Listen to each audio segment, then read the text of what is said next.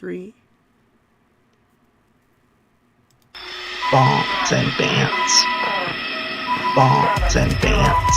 All systems go. Bants and Bants. Defiance. Bants and Bants. This rebel has a cause. Bants and Bants. We begin as wanderers, and we are wanderers still. Welcome, everyone, to the 69th live edition of Bombs and Bants and Wednesday Rants. As always, I am your dedicated and humble host, John Wilder, coming to you from an undisclosed location hidden deep beneath the surface of the earth. With me, as always, is Mark. Hello. And the missus. Happy birthday, dear Violet. I think this actually is the 69th. It actually is the 69th episode. And that actually was our president singing happy birthday. You mean the resident? Yes. Yes. This happened on just over the weekend. This happened. He was at a Martin Luther King Day event, and he was actually singing happy birthday to Martin Luther King III's wife because it was her birthday. And I guess he didn't know her name because this is how it came out. Happy birthday, dear Violet. Violet. Her name, for the record, is Andrea. Yeah. Yeah. Oh. That's classic. Happy birthday, dear Violet. Happy birthday, dear you. Come on, you know. Now, the name. I have. It's happened when you don't know someone's actual name and you have to sing happy birthday to them. What do you say instead of their name? Saying normal people, other than mumbling. No, come on, man. Dear you. Or God bless you. Oh. You've never done that? Happy No. birthday, God bless you. Yeah. I've been told I shouldn't be singing. Yeah, well, me too, but, hasn't stopped me yet. Is this mic on? Yes. Yes, it is. All right. Well, we do have we are on and we are live, so we are having no discernible technical difficulties. So I guess I'll ask this particular question. Shall we head straight into it? Because it's starting with Biden. Oh, it's Biden, and there's Kamala's in Boston. It's been an exciting week. There's a lot of stuff going on. And I have some news that's going to make you really sad a little bit later on. Let's start off with President. Okay, let me rephrase that. Joe Biden seems to be sinking deeper and deeper to a big pile of mishandled top secret documents. In addition to those found in an office that looks like it was paid for by the Chinese, maybe, he also had some hanging out in a box in his garage. Fox News' Peter Ducey asked him about that. Classified material next to your Corvette? What were you thinking? Let me, I'm going to get a chance to speak on all this, God willing, soon. But as I said earlier this week, people, and by the way, my Corvette's in a locked garage, okay? So it's not like you're sitting out in the street. So But anyway, was in a locked garage. yes, as well as my Corvette. He seemed much more concerned with his Corvette than he did with the top secret documents. I have a picture of that too, by the way. There's Joe in his Corvette. That's a nice car. I heard it's like some sort of, like, very rare model of vet. I don't know if that's true or not, but it's a nice car. Yeah, it's an old Stingray. I mean, it's a nice looking car. Again, like the year and the make of it is, this is what I've heard. So it's like, I don't know, $125,000 car or something like that. Wonder where he gets all that money. 10% for the big guy. That's right. That's right. Mark, do you think that he really should be driving, I don't know, one of those rascal scooters? I don't think he should be driving at all. I think he proved over the summer that he shouldn't even be driving a bicycle, for God's sakes. I mean, he has a hard enough time walking from the presidential helicopter to the White House and figuring out which door to go into. Well, there are some out there who say that this is an effort to get Joe out of the way for the 2024 presidential race. Remember how in 2020 his handlers kept him in the basement, hidden, out of the public media's eye? They aren't doing that now. Here's the rest of that Biden clip. Bear in mind, he is reading actual words printed on a statement in front of him. People know I take classified documents and classified material seriously. Oh, clearly. I also said we're cooperating fully and completely with the Justice Department's review. As part of that process, my lawyers reviewed other places where documents from my time as vice president were stored, and they finished the review last night. They discovered a small number of documents of classified markings in storage areas and file cabinets in my home and my personal library. This was done in the case of the Biden Penn. This was done in the case of the Biden Penn Center. The Department of Justice was immediately, as was done, the Department of Justice was immediately notified, and the lawyers arranged for the Department of Justice to take possession of the document.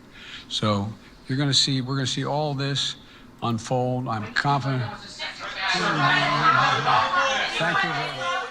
And bear in mind, again, he struggled and he was reading that. It is a bit concerning. And again, especially... Well, he takes the documents seriously, but the problem is he takes them somewhere other than the White House. So it's another opportunity where punctuation is important. I take the documents, period. Seriously. Well, looking at this, it's wonderful. He keeps them in the garage. That's the last place that anyone would ever look for classified documents. Unlike that wily Trump who keeps them in a locked office that's guarded by the Social Security, by the Secret Service. Crafty guy. Well, and the left is all over this. And one of the things that I saw was, it's like you check out books from the library and forget to take them back for a while, but then as soon as you remember you have them, you take them back. Versus stealing the books from the library and then claiming that you don't have them and planning to keep them. And I'm like, no, that's not what happened at all. It's like Joe Biden killed somebody and Donald Trump killed somebody. Does the fact that Joe Biden tells the police immediately that he did it mean that he didn't commit the crime? No! Well, Tim Turner notes, if they were marked secret, etc., it was a felony just to have the lawyers get them. Right. And apparently the Justice Department is just letting them do that. Well, I would point out, he didn't tell the Justice Department immediately. He only told them after he got caught. Right. And he had him for 6 years. Am I the only one who has a radio good announcer voice tonight? Because you both sound like you've been, I don't know, drinking soup or something. You okay, Mark? Yeah, well, yeah, I'm fine. I'm only getting sound on one ear for one side, so. That's what Joe Biden says. Yep. And Tara Bright also notes that Hunter claimed he was paying $50,000 a month to rent the house. Come on, man. Yeah. That's one way to get money to the big guy. All right. But there is great news. The Wilder House players have put together a wonderful song for tonight.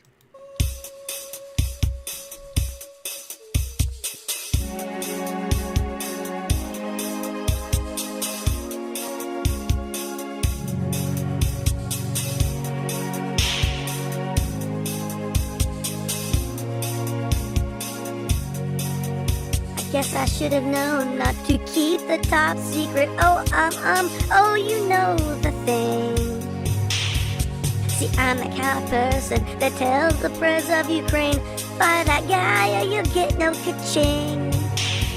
Guess I must be dumb, cause I had a box of top secret docs next to the Corvette I rarely used. But I was a Democrat that night, I guess that makes it alright.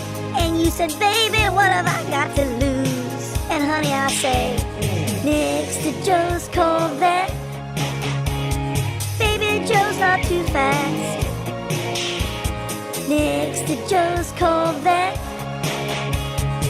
you need a lie that's gonna last.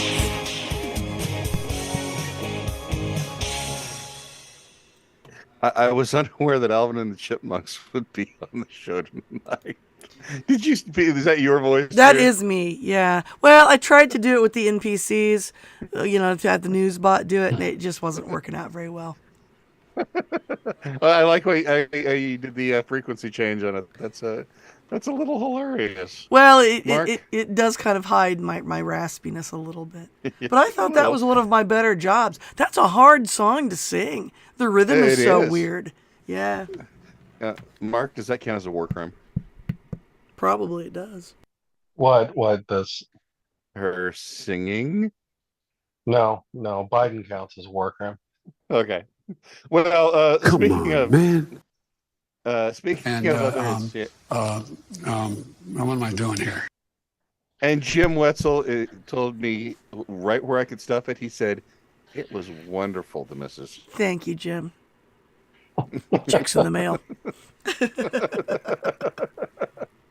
The vice president, Kamala, escaped from her box this week. Apparently, they left the key to attend a climate event at the University of Michigan in Ann Arbor.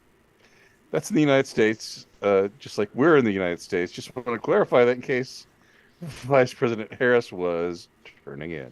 I convened, and I've convened now at least 3 times, a group that has their acronym CARICOM. It is the Caribbean nations, island nations. In the Western Hemisphere, that is where the Caribbean is, we are also in the Western Hemisphere. They are our neighbors. Oh my gosh. This is just like the Babylon Bee with her 5-year-old scriptwriter. Well, and remember she did that when she was talking about Ukraine like a year or so ago, too. Yes. Russia's a very big country and Ukraine's a very small country. And they're very close to each other. And then she starts talking about But they're not NASA. in the Caribbean. NASA. Space is so big. It's, again, is she maybe... Yeah, the full you BL. can't use the R word. She's the full BL. Is she developmentally disabled? It's possible. But the way I got to skip back a little bit. Tara Bray notes, he thought your singing reminded him of Cyndi Lauper. Oh, somewhat. thank you. I like Cyndi Lauper, so that's kind of a huge compliment. Thank you so much. And Jim is not going to be happy unless you play the cackle. Oh, I'm on the wrong page for that. Hang on. Because I was going to play this one. She's such an idiot!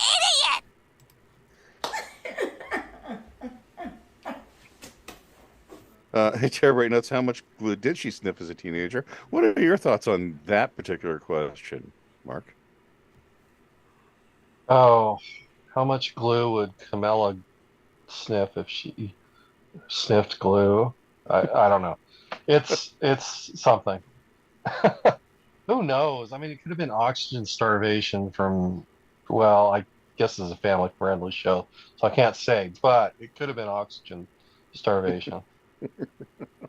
Yes. Well, indeed. she was on that one radio morning show where she was talking about smoking weed and listening to Tupac in college. Except that by the time Tupac was putting out albums, she was well out of college by that point. So maybe she smoked enough. Oh, yeah. no, I think she meant that she was visiting and doing things at college. It's possible. Or maybe college is Kamala slang for Willie Brown's apartment. I mean, she did Office, have that under his desk. horrible flashbacks, so she wasn't able to kneel in front of all those football players with Biden. All right.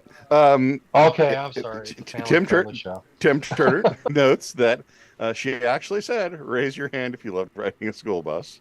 Yeah, she Again, said that again. She talked about that. Yeah. She's got a 5-year-old script writer. That's very clear now. Jim notes it was an electric school bus, and Willie fact checked us on the previous story. Said, not nitpicking. Several sources cite it was only $49,910 a month. So apparently he got the Well, that's got all the the family, difference. family discount. Yeah, again, family discount. All right.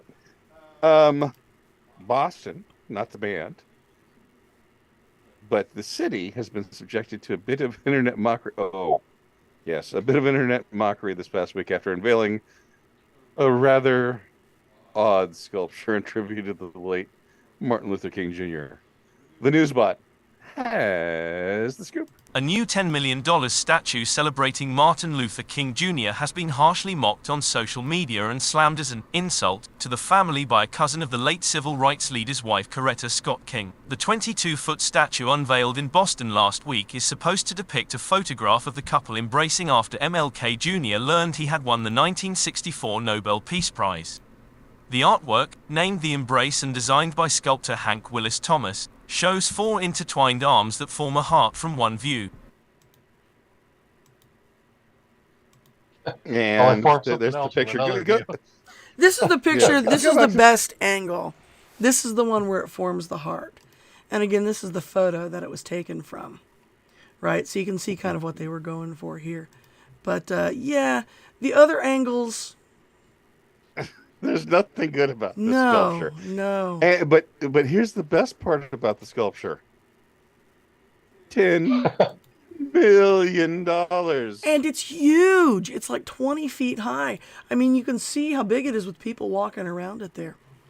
And so his son was fairly gracious. The cousin, let me find it here. Again, someone paid $10 million for that monstrosity. This is Coretta Scott's King cousin, Seneca Scott, wrote in an online journal article that it looks more like a pair of hands hugging a beefy penis than a special moment shared by the iconic couple.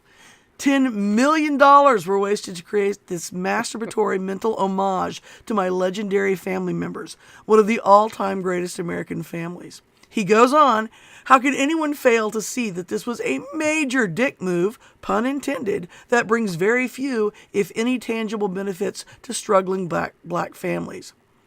Mr. Scott blasted the statue as a result of the woke machine's callousness and vanity, and showed progressives were more interested in virtue signaling than helping black Americans. And he finishes up with this. So now Boston has a big bronze penis statue that's supposed to represent black love at its purest and most devotional. This is no accident. The woke algorithm is racist and classist. But it Tell gets us better. how you really feel, Mr. Scott. Yeah, go ahead. But it gets even better. If San Francisco comes through on their $5 million reparation per black person, it'll only take 2 of them to buy it. That's true. That's true. Yeah, there's nothing good about that picture. Or they could steal it and sell it for scrap. Oh, good heavens!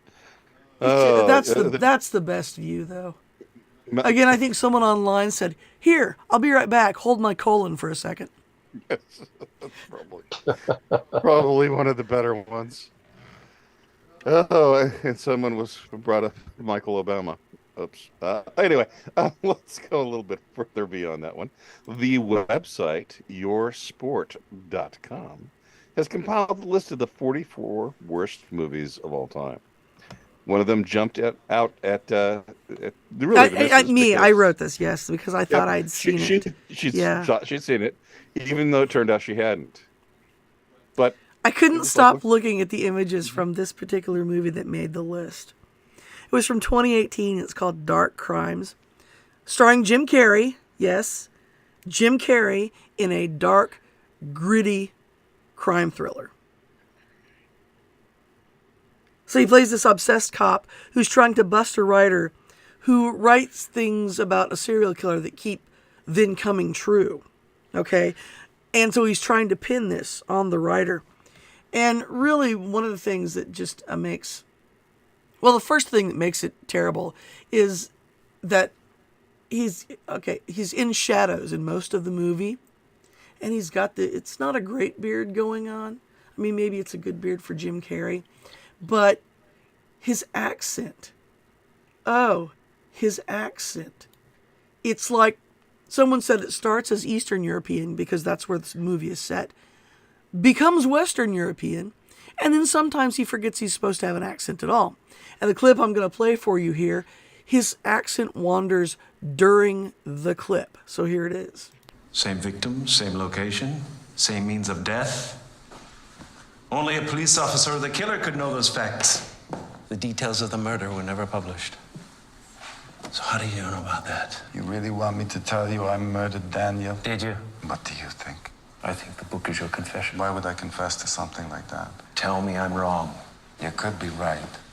You know the truth. Truth. You really want to go there? You kill someone, it's a self-evident fact. Not according to Christ's crucifixion. I've seen dead bodies. You don't make them up.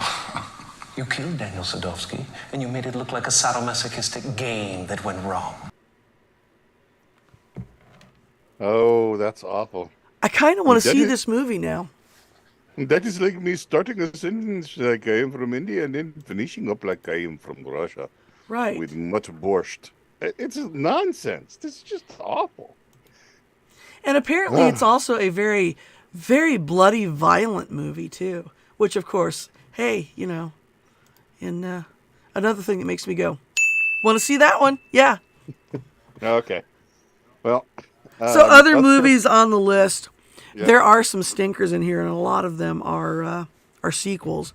Staying Alive is on the list. I didn't see that one. I don't think I've seen that one either. Though my friends and I, when we were in high school, used to have John Travolta movie fest parties. God, it was Saturday Night Fever was a big one. What's the one where he's the yoga or aerobics instructor with Jamie Lee Curtis? That's oh my gosh. Yeah, whatever it is. So we would watch, and we would just get together like on a Saturday and just watch all of these terrible John Travolta movies. So I've seen pretty much all of them. I'm pretty sure I've seen Staying Alive. But anyway, other movies on there too. Highlander 2, which is, it's terrible. It is the worst movie in the history of movies. I loved Highlander. Highlander's a great movie, yeah. Oh, but Highlander 2 was just, it was the worst. We also have Jaws, The Revenge.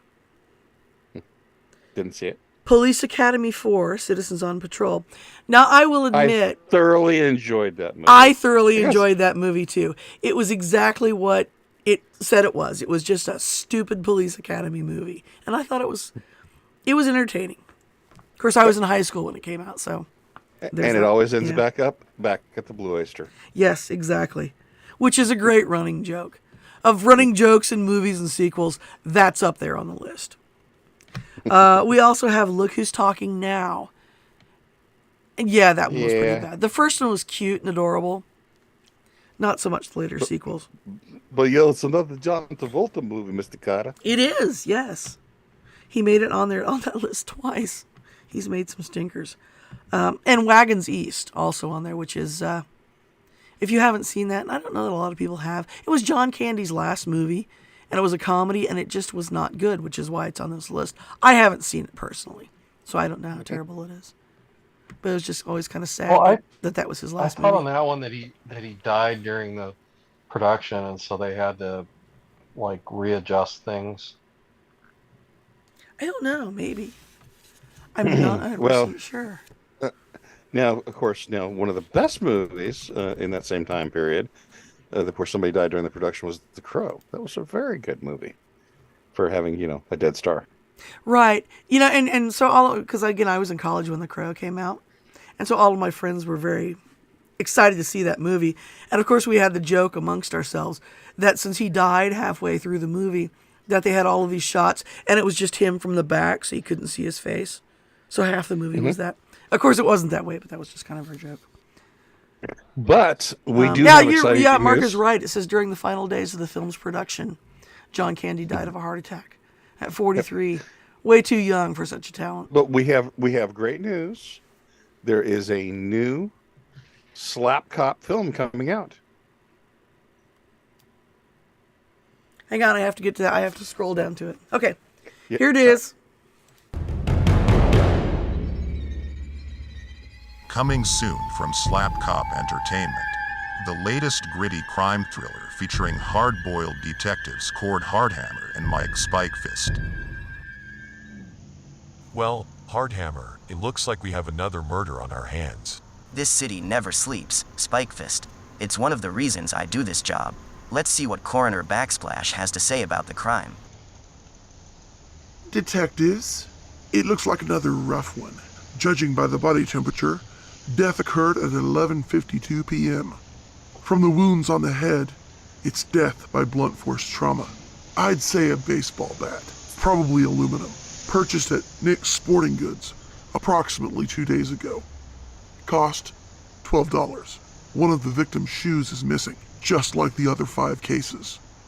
A size 8, wide. So that means... The size 8 killer has struck again. Let's head back to the station, Hardhammer. And thanks, Doc. You always have all the information we need. It's almost like you can get inside the head of the killer, as if you know things only he could know. It's kind of weird when you think about it. Have you ever noticed that, Hardhammer? The way the coroner always knows. Later that evening. Hi, Doc. Thanks for inviting Spikefist and me to this party. And thanks for the drinks, Doc. Are there going to be any more guests? Or is it just the 3 of us? No, it's just us, Detective. Hey, my drink tastes kind of funny. Ack, glort. Oh, no. I think I've been herk. By the way, what size shoe do you wear? Stellar acting there by the NPCs. So, Hack, I'll give you Lort, Thud. I'll give you a little bit of backstory about where this came from. The youngest, Pugsley, was playing a video game, L.A. Noire, wherein the missus had to remind me that somebody who I was really enjoying the character said, "No, he's not supposed to be the good guy, John." But anyway, the coroner showed up at the scene, and it just out of the middle of nowhere, she just pipes up, "The coroner, he seems to know too much. How does he seem to know everything?" And that's where this one came from. And every time the detectives show up at the crime scene, he's already there. and to Dono Hito notes, well, this is just an episode of Dexter. Exactly. And Tara Brita says, "Good job on the audio." So there's one for you, the missus. That was entirely done by the missus, including the voice of the coroner. Well, while my voice is gone, my hearing seems to have come back, so I can actually hear a little bit better now. Kind of sound a little like Kim Carnes. You got Marty Get Feldman eyes. the size. But really, the missus has Marty Feldman eyes, so she...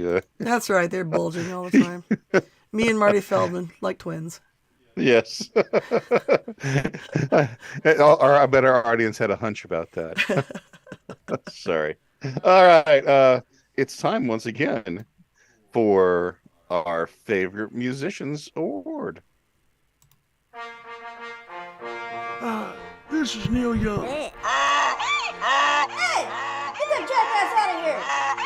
And I'm proud to present my Braying Jackass of the Week. Number 1. Once again, Kamala. Sorry, let me turn down Neil there. Kamala, who this award could be named for, was showing off her stuff this week at a University of Michigan event to combat the current climate crisis. Here she waxes rhapsodic about Venn diagrams. Think of the movement through the lens of something I love, which is to always think about complex issues through the frame of a Venn diagram. I love Venn diagrams. I love Venn diagrams. So see what I'm saying? She is nerdy. I'm just saying. So the 3 circles, and you can do more. Nobody says a Venn diagram has to only be 3 circles, right? And the intersection then, right? In terms of also movements. And just for this, I pulled up some Venn diagrams just in honor of the vice president. Do you think? Here's what the do you first think one. What do you think her ACT score was? 6? I mean, That would assume she got her name God, right. how did she Yeah. get to college?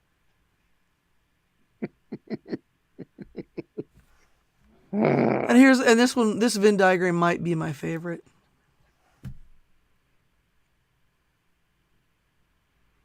No intersection on those two. I've got a lag. Waiting for. Okay. Yeah. Yes, no way that she could get elected. But she has helped elevate many men. Okay. Sorry. Number 2, Texas Congresswoman Sheila Jackson Lee may need a refresher course in the First Amendment. Last week, she introduced a bill that would make certain kinds of online speech illegal. The Newsbot explains. U.S. Representative Sheila Jackson Lee has introduced a bill aimed at fighting white supremacy by attaching criminal charges to certain forms of hate speech. The Texas Democrat introduced the Leading Against White Supremacy Act of 2023, which aims to prevent and prosecute white supremacy-inspired hate crime and conspiracy to commit white supremacy-inspired hate crime.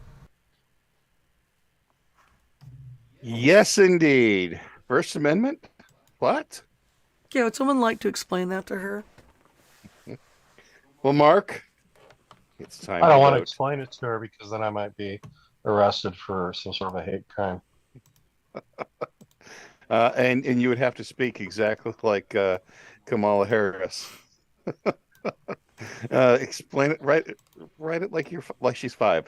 So, Mark, we have a very tough choice this week. We have number 1, Kamala loving Venn diagrams, or number 2, Sheila Jackson Lee. And normally I put you on the spot to make you vote first. I'm going to jump out there and say my vote goes to Sheila Jackson Lee, and I'll tell you why. Because that's the most evil thing I've heard of in, I don't know, last year. Your vote, Mark? No, I totally agree. She would be shoving people on cattle cars that she disagreed with if she could. And it does kind of seem to be the plan, doesn't it? And as Arthur Saida notes, being the last person, getting on the last rail car is not a victory. So being the last person on, not a victory.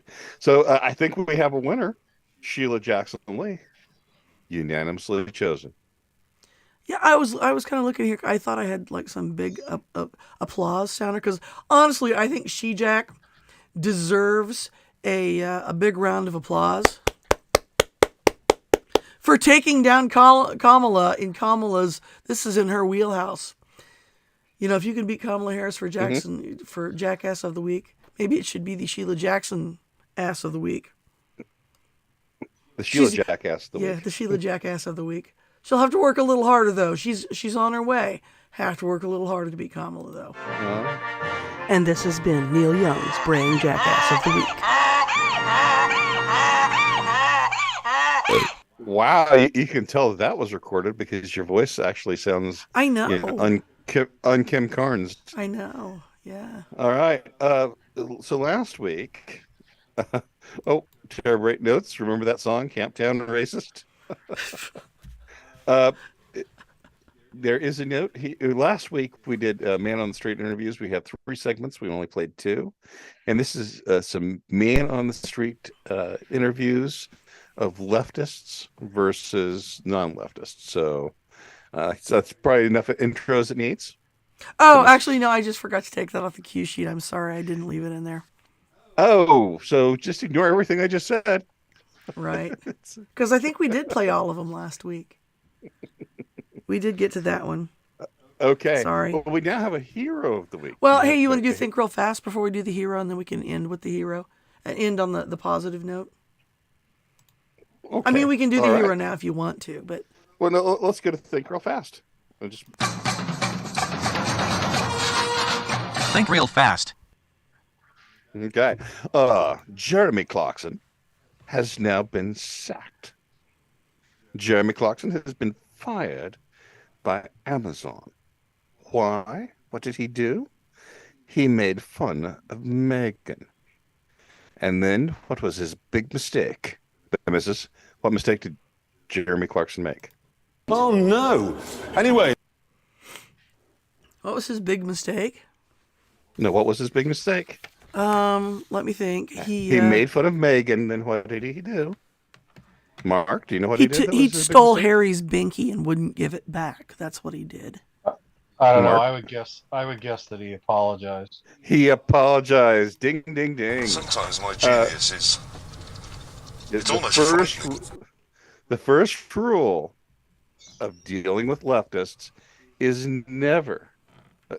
Jeremy Clarkson, who is Jeremy Clarkson? Jeremy Clarkson is the host of... he was the host of Top Gear and also the host of the Grand Tour on Amazon. It's actually a relatively popular and most show. recently Clarkson's Farm, which is also on Amazon. He's actually quite funny, and he says lots of things that would get him in a lot of trouble in the United States. But what he did, and if you've ever seen the meme online, this one. Oh no. Anyway, that's him. Yep. So Jeremy Clarkson fired because the scheme of attack of social justice warriors, as pointed out by Vox Day, is always the same. Locate or create a violation of the narrative. Ding, he made fun of Megan. 2, point and shriek. Everyone was upset that he made fun of Megan. 3, isolate him and swarm. Even his own daughter was giving him a hard time. 4, reject and transform. 5, press for surrender. And after he apologized, there was a show trial and a victory parade. And you can never be redeemed after apologizing. So if you ever get in trouble, do what Trump did. And this was his genius. He never apologized. Double down and make another joke. Absolutely. New Zealand. Jacinda Ardern was their prime minister. Mark, did she resign because she's secretly a beaver? Have you seen her teeth? Yes. A wee bit of an overbite, did you think?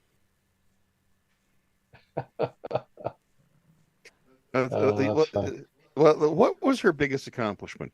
Was it taking the guns away, or was it from New Zealand citizens, or was it wrecking their economy? Which one do you think she was better at, Mark?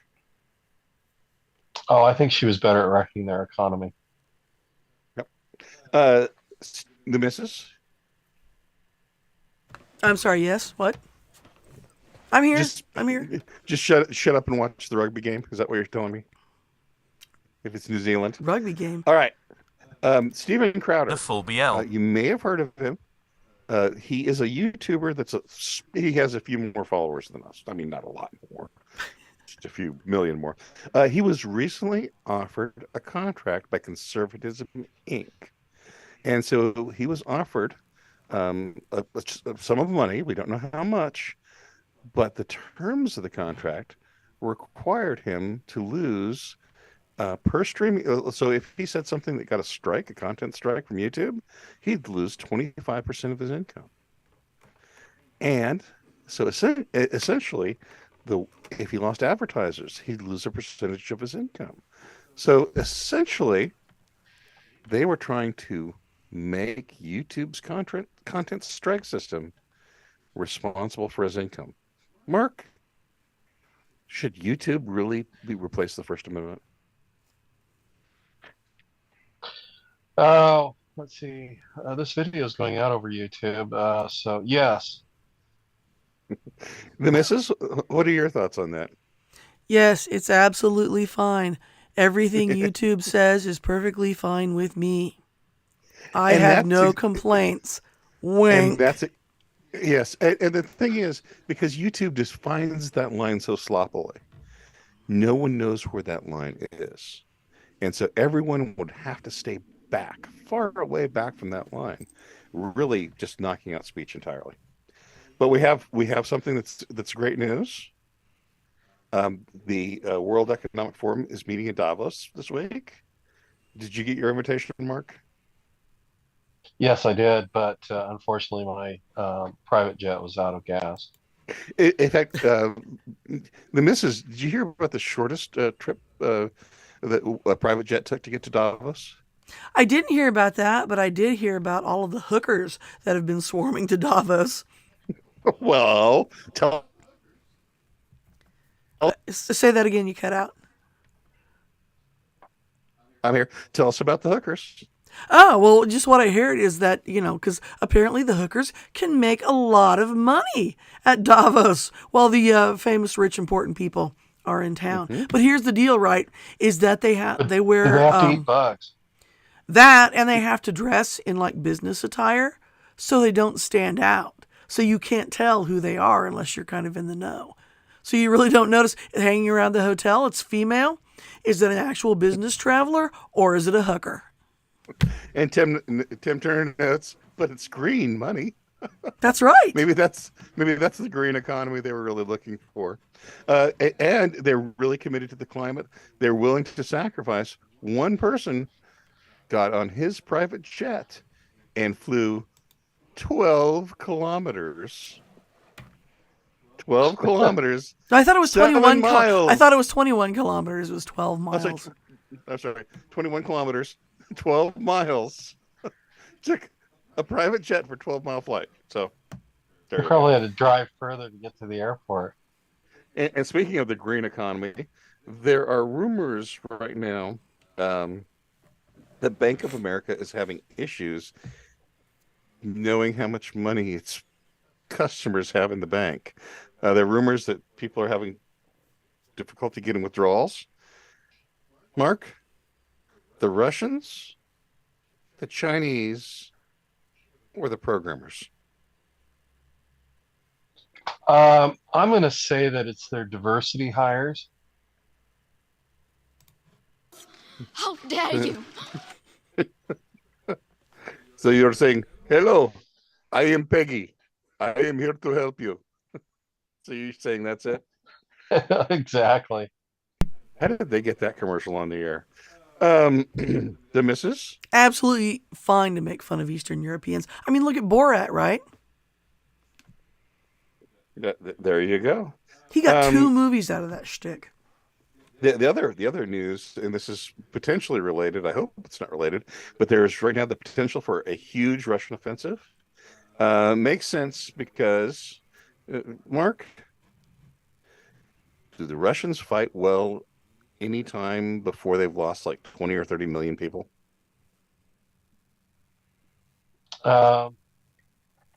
Well, you're right. I mean, they seem to have a motivation issue, so they really do have to lose quite a bit of territory and people before they seem to really get things together. But yeah, tell me more, because I hadn't heard they were prepping a major offensive. The rumors are that there are upwards of 500,000 to a million Russian troops that are ready for a multi-pronged offensive before it gets all melty in the springtime. Do they even have enough trucks for those people? Since when have strong Russian soldier need truck? Yeah. Well, they're not strong anymore. They've had 3 generations of alcoholics. Well, and they just give them a broomstick and tell them to pretend it's a truck. Well, my favorite from the original. Here, ride this. From the original Invasion is when you started seeing like these little tiny green vans with Z's painted on the side, going, "Okay, you're really scraping the bottom of the barrel." See, and I think you just misunderstood that story. What I heard is that Russian committed an offense, mm-hmm. and then they were asked to leave, but they refused. I'm sorry, it's because I'm 12. Yes, you are 12. Let's skip to India. India, where kites killed 6 people. Now, normally it's like a bus falls off a cliff and kills 250,000 people. But in this case, kites killed 6 people.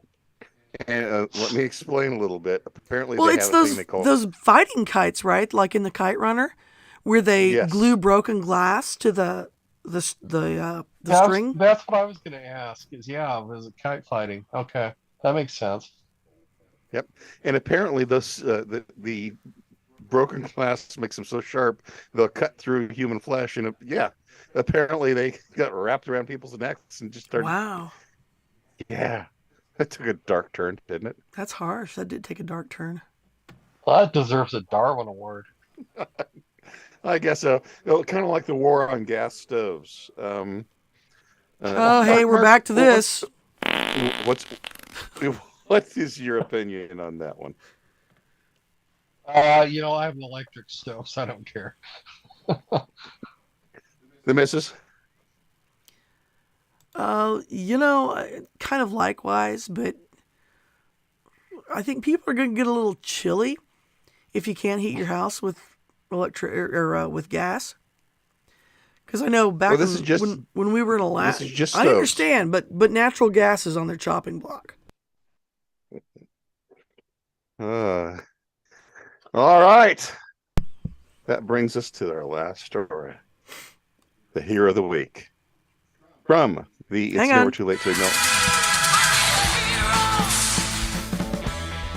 All right, now you can go. From the It's Never Too Late to Acknowledge a Hero file, 97-year-old Royce Williams of California is set to be awarded the Navy Cross on Friday. California Congressman Darrell Issa explains Williams' heroic actions over the Pacific during the Korean War. Well, the story is right out of Top Gun, but maybe better because it happens to be completely true. Royce Williams was out with his squadron. They encountered MiGs and happened to be superior aircraft to his. Unfortunately, 2 of his planes had already peeled off. The third one departed to follow down the first MiG that was injured. And Royce was left all alone with a 3-to-1 disadvantage. Williams is the only U.S. pilot to shoot down 4 MiGs in one flight. When he landed, he had 263 bullet holes in his plane. Someone counted. Worried about drawing the Soviets into the Korean War, the U.S. military commanders hushed any public mention of the battle at all. Williams got pats on the back and even had a little bit of booze with President-elect Dwight Eisenhower, but was ordered not to tell anyone, not even his wife. The files were declassified in the early 2000s, and Congressman Issa continues to lead the push to have Williams awarded the Medal of Honor. So, thank you, Royce Williams. Mark? That's awesome. Was he wrong for shooting down Soviets? I don't know. I'd have to fall back on the quote of the mercenary that was asked about how he felt about killing so many people, and he said, "I don't know. I've only killed communists." Only killed communists, yeah. On that note, that's the perfect note to end. Everyone, thank you for once again joining us here at Bombs and Bants and Wednesday Rants. I am your humble host, John Wilder. This is Bart. As we just all keep stretching to reach the end of the music bed. Well, I want to make it so that you have to. And then you start just as we're ending. Because I'm the missus. I did that. And I can remember when it ends. We're done now. Y'all come back now, you hear?